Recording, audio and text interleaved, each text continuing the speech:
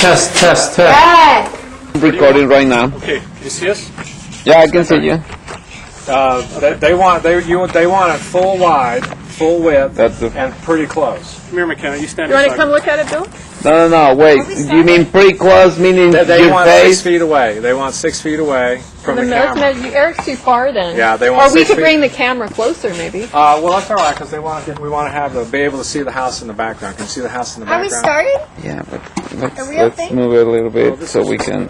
Well, There you go. That's a better angle right there because we can see the. And the windows, too. Yeah, that's good. That's a better angle right there. Okay, we Good. want to test. So we're gonna tell. We're gonna slowly. stop. Race 2, 1, action. So, Eric, you got this parcel of land here on acreage, and it already had a house existing when you bought it, but you ended up with a new house. How did that happen? Right. Well, Bill, a few years ago, when we looked at the property, it had a very small house on it that was built in the 80s. And when we had it inspected, quite frankly, it was full of termites and had a lot of repair. And it was one of those items where we could either renovate it from where it was or just simply take it down and start over again. So we started over again.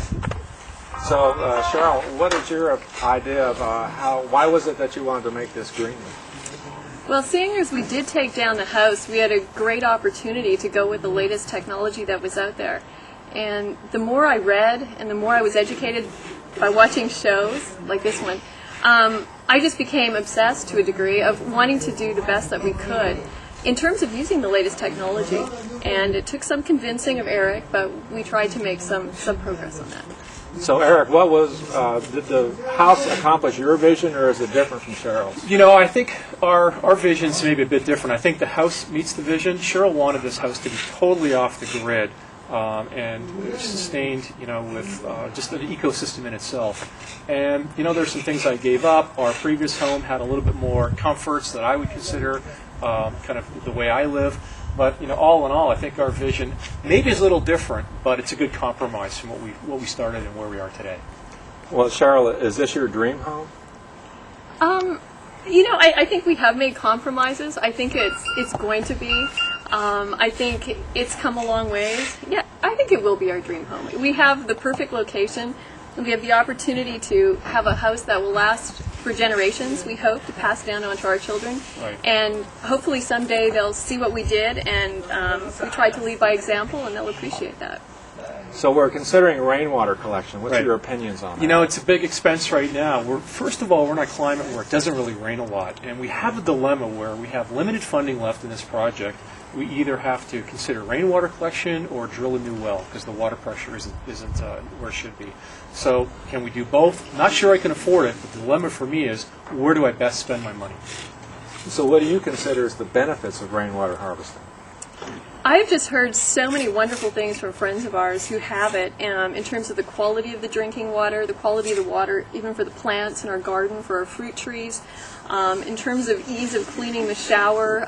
There are just so many benefits, no chlorine.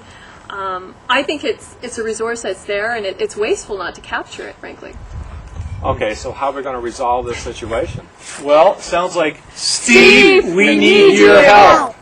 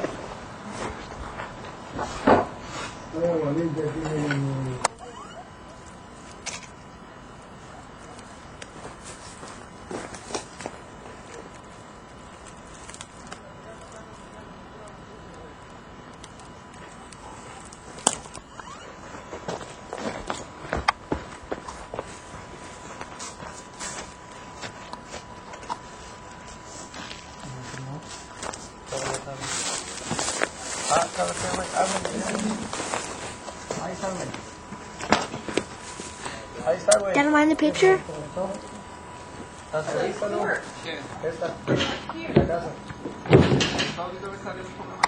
Here?